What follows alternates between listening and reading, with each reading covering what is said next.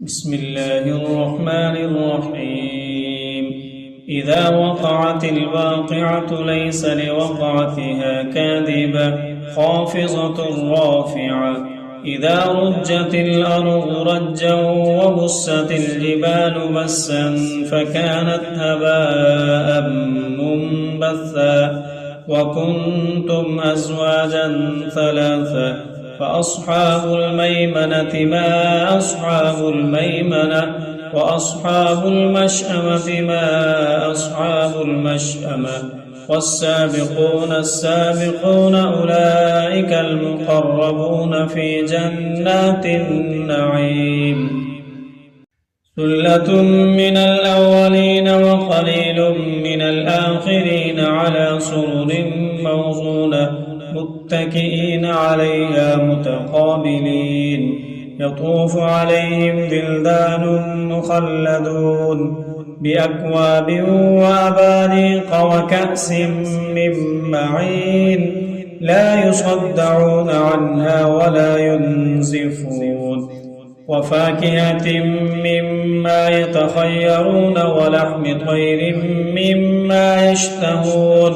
وحور عين كأمثال اللؤلؤ المكنون جزاء بما كانوا يعملون لا يسمعون فيها لغوا ولا تأثيما إلا قيلا سلاما سلاما. وأصحاب اليمين ما أصحاب اليمين في سدر مخضود وطلح منضود وظل ممدود وماء مسكوب وفاكهة كثيرة لا مقطوعة ولا ممنوعة وفرش مرفوعة إنا أنشأناهن إنشاء فجعلناهن أبكارا عربا أترابا لأصحاب اليمين ثلة من الأولين وثلة من الآخرين.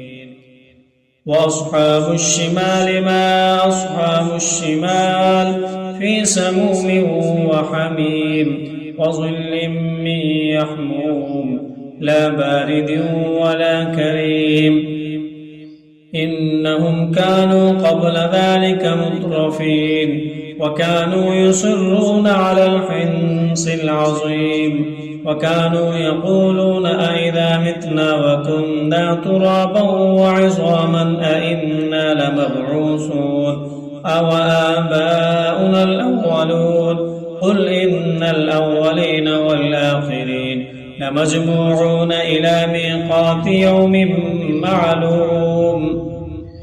ثم إنكم أيها الضالون المكذبون لآكلون من شجر من زقوم فمالئون منها البطون فشاربون عليه من الحميم فشاربون شرب الهيم هذا نزلهم يوم الدين نحن خلقناكم فلولا تصدقون أفرأيتم ما تمنون أأنتم تخلقونه أم نحن الخالقون نحن قدرنا بينكم الموت وما نحن بمسبوقين على أن نبدل أمثالكم وننشئكم فيما لا تعلمون ولقد علمتم النشأة الأولى فلولا تذكرون أفرأيتم ما تحرثون أأنتم تزرعونه أم نحن الزارعون لو نشاء لجعلناه حطاما فظلتم تفكهون إنا لمغرمون بل نحن محرومون أفرأيتم الماء الذي تشربون أأنتم أنزلتموه من المزن أم نحن المنزلون لو نشاء جعلناه أجاجا فلولا تشكرون أفرأيتم النار التي تورون أأنتم أنشأتم شجرتها أم نحن المنشئون نحن جعلناها تذكرة ومتاعا للمقوين فسبح باسم ربك العظيم فلا أقسم بمواقع النجوم وإنه لقسم لو تعلمون عظيم إنه لقرآن